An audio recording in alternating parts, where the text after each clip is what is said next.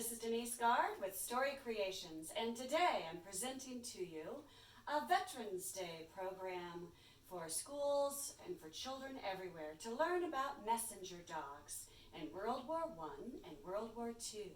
Plus, we're going to show you some fascinating pictures of dogs through history being used by the military. So stay tuned for our wonderful program presented by Denise Gard and Joey. Oh, such a good star. And Kira. Boop, a good star too. America was at war. It was World War II. Japan had bombed Pearl Harbor. We needed our men to volunteer to be soldiers. We needed our women to volunteer to work in factories, building airplanes and bombs. America also needed dogs. They needed dogs to be sentry dogs, patrol dogs, bomb-sniffing dogs. They even needed messenger dogs. So they mobilized by using the American Kennel Club and also a group known as the Dogs for Defense. They mobilized dog owners everywhere to donate their family pets to help America at war. Joey wondered if he could be a war dog. So he went to the recruiter's office. He sat very still in the chair. The recruiter looked at him and he said, we're only accepting 5 breeds of dogs. Let me see here. Are you a German Shepherd? Joey tried to look fierce and make his ears perk up. He even gave a paw. No, you're no German Shepherd. Nope, you're a little bit small. Are you a Doberman? Joey sat pretty. He was definitely no Doberman. Well, the other breeds that we are looking for to help in our battles are giant schnauzers, sheepdogs, and farm collies. Wait a minute, that's what you are. You're a farm collie, otherwise known as a border collie. Why, you would make a great messenger dog. Joey was so excited that he leapt down from the chair and he twirled and he twirled, and then he got back up because he was happy.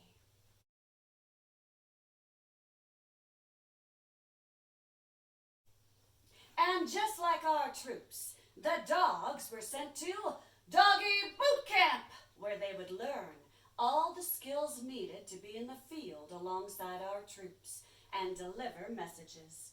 And there at Doggie boot camp, Joey met Kira.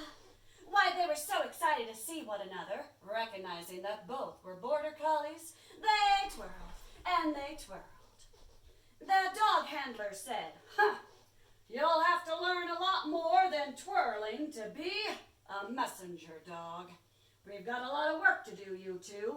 Are you ready to be messenger dogs for the United States Army? Both dogs, gave double high fives. The dog handler began working with Kira.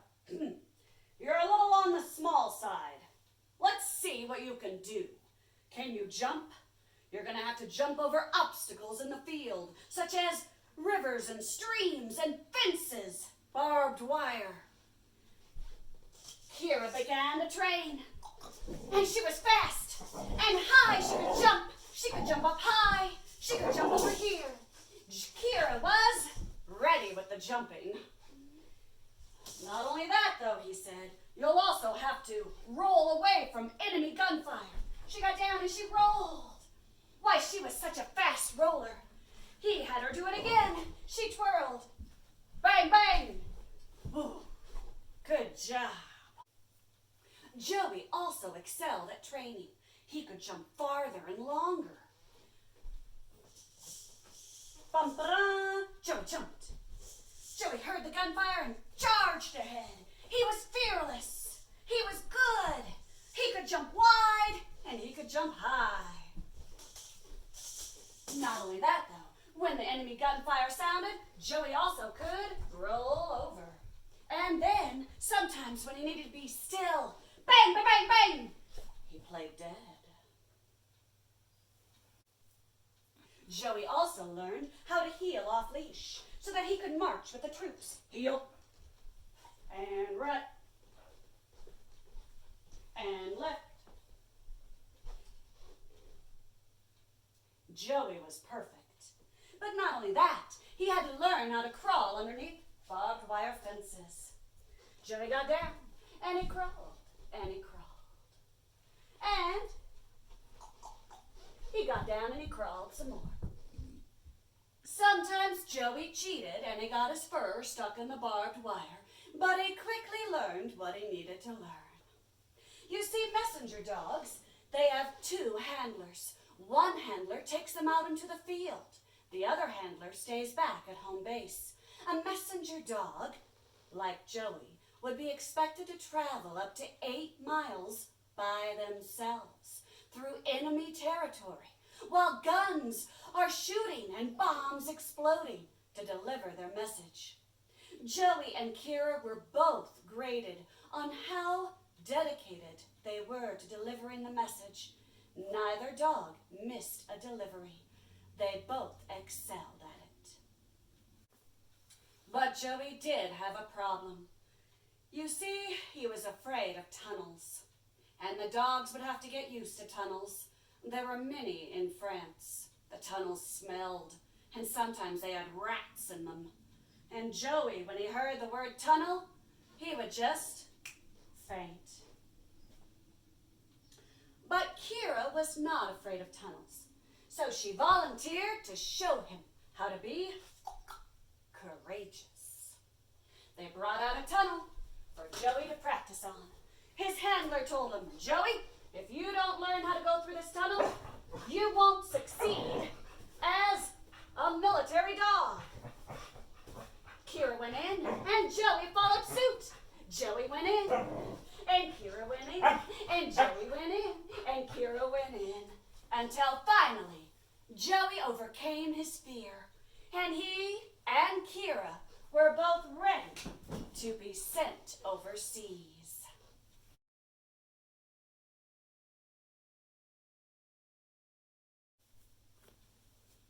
Joey and Kira reached Europe, and they were told they had to separate. The dogs reached forward and gave each other high fives. They were sad, and they hoped to see each other again soon. One day, while Joey was out on patrol, heel and right, heel, left, Joey heard something. He twirled around, trying to decipher where the sound came from. He sat at attention, his ears perked, and then he sat up. The men who were traveling with him, his troops, they stopped. They too looked around. Then suddenly, Joey dove for the ground and played dead. The men dove for cover, just in time. Bang, bang, bang! They were being fired upon by the Nazis.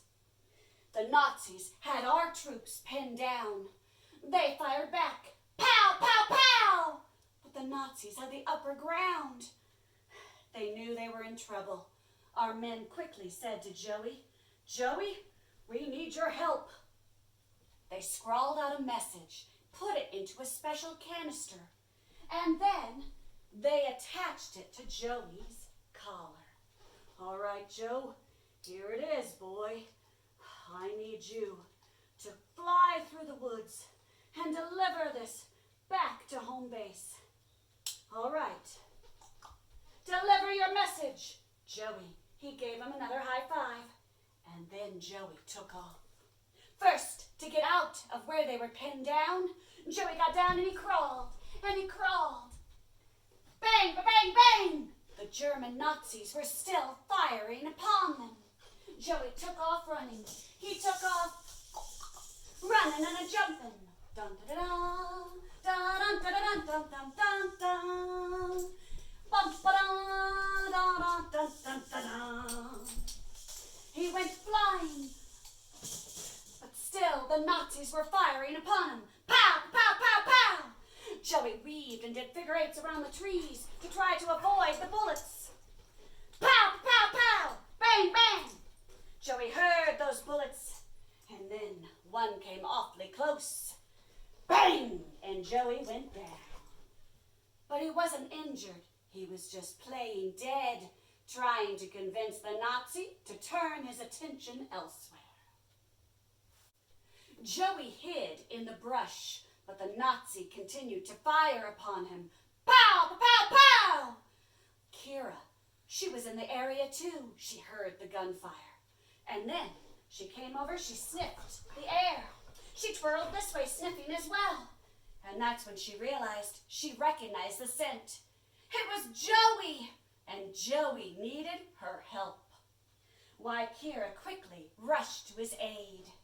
She went running and jumping, and jumping, and running, and jumping.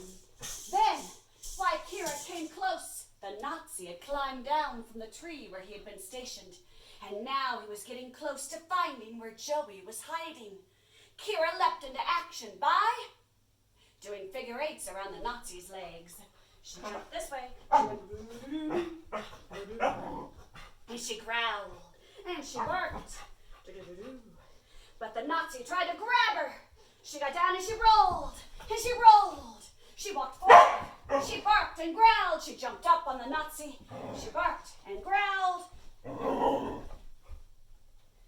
But oh no, the Nazi then had her. I'm gonna get you. Pinned down too, and Kira quickly fainted.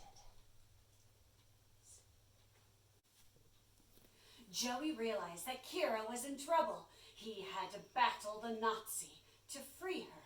So Joey weaved between the Nazi's legs. They went back and forth, and forward and back. And then Joey did it again, and he went faster, and faster, and faster. Ooh. The Nazi, though, was not there to play. No games for him.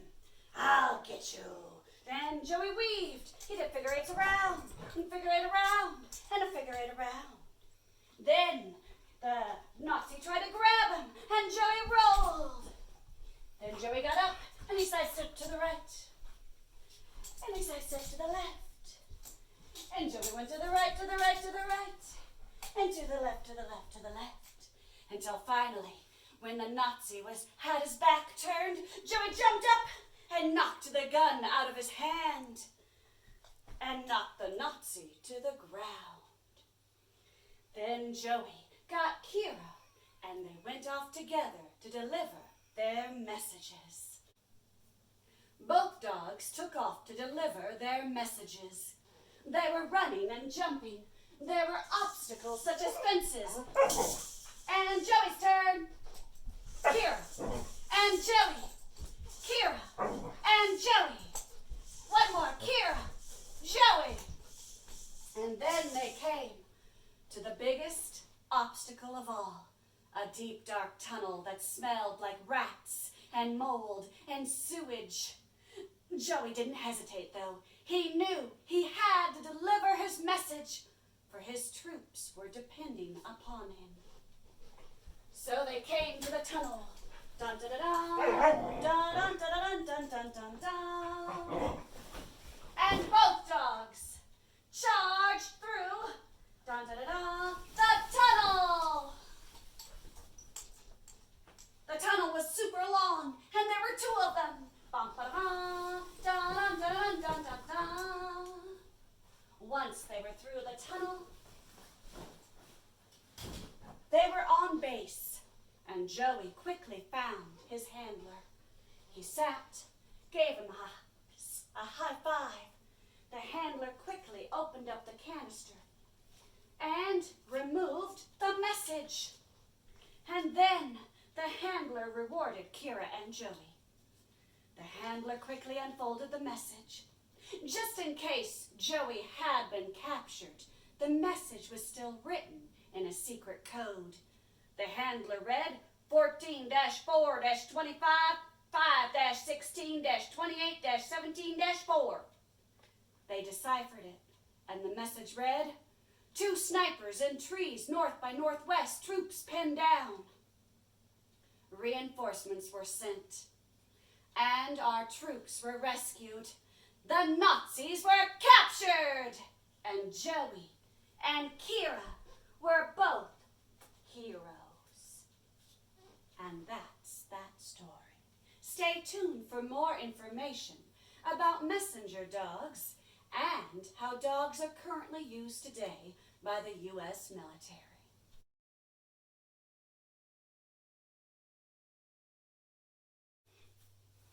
151 messenger dogs were used in World War II, and the breed of choice was the Border Collie. They were expected to travel up to 8 miles by themselves. And even though the walkie-talkie and the radio had been invented, messenger dogs were still used because the Nazis could listen in to the walkie-talkies.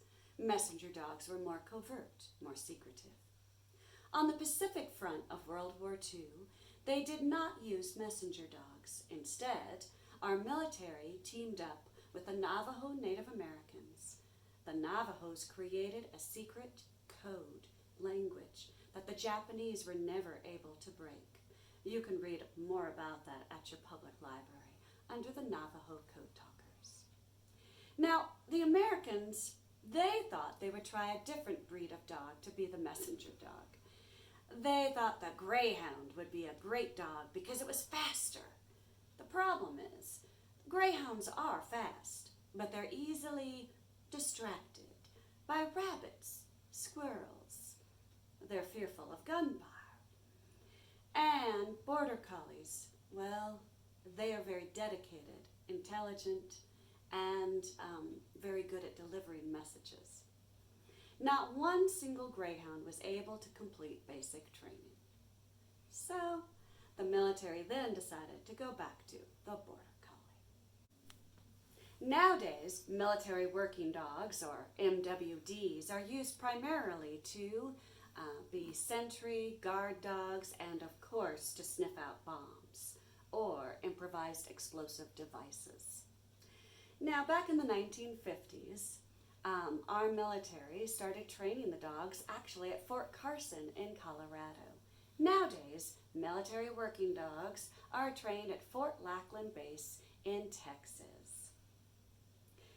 The breed of choice after World War II was the German Shepherd. They're very great dogs. But nowadays, we have a different breed that the military uses, the Belgian Malinois.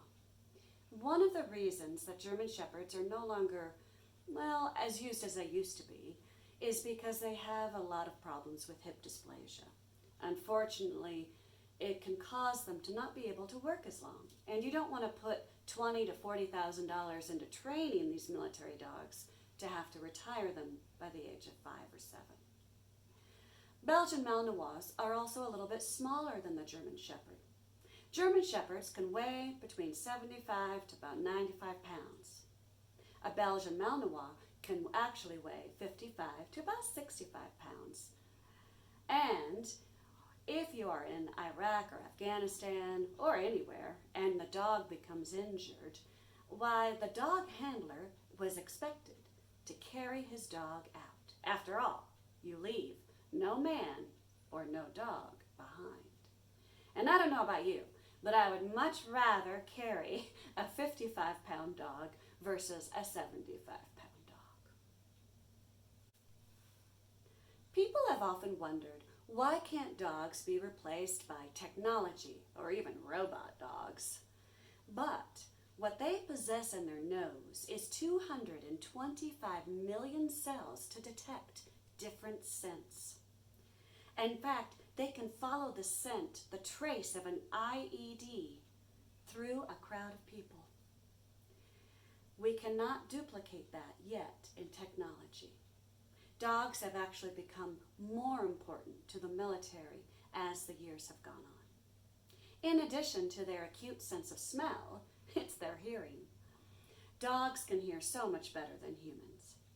And they can also swivel their ears to detect different sounds. Humans, our ears just stay pretty much right there. So dogs are definitely a better choice for hearing. I would like to remind everyone that these are working dogs, whether it's a military working dog, or a police dog, or an airport security dog.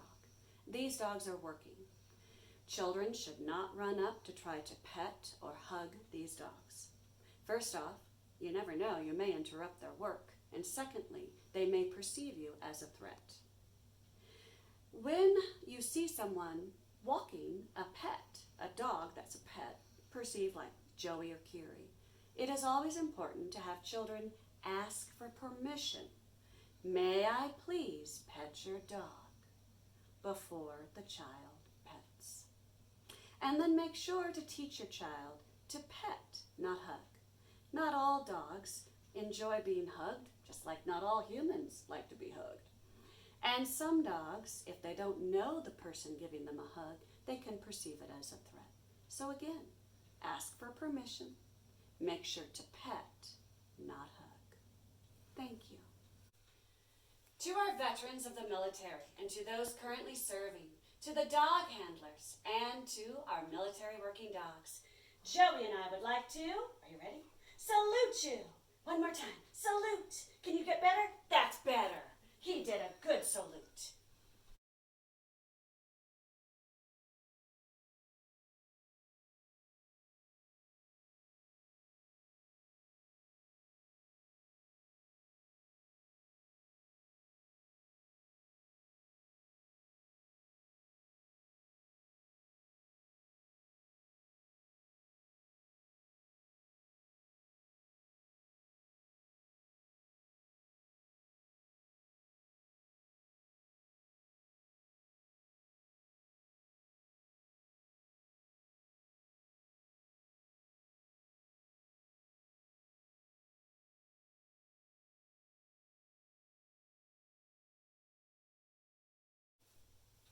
Now I'm going to demonstrate some scent work with Kira.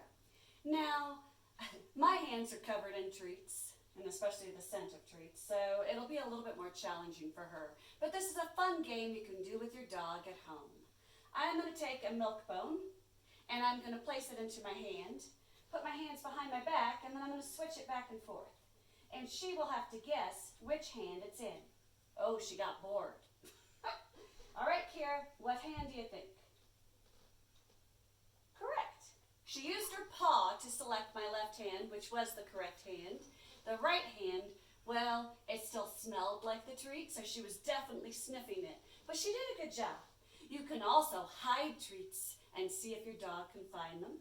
And you can use certain other things to help your dog with scent work as well.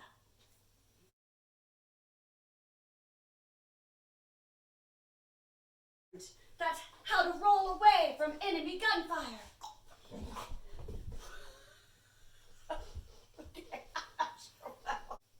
Both dogs took off running to deliver their message. Kira and Joey, they were jumping over obstacles. Kira, hup! Joey, hup! Kira's turn. Joey's turn. Stop.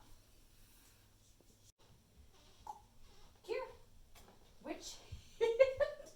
Okay, she got the hand right, but Joey came to help. Right. And she is going to have to guess which, without cheating. She's definitely cheating.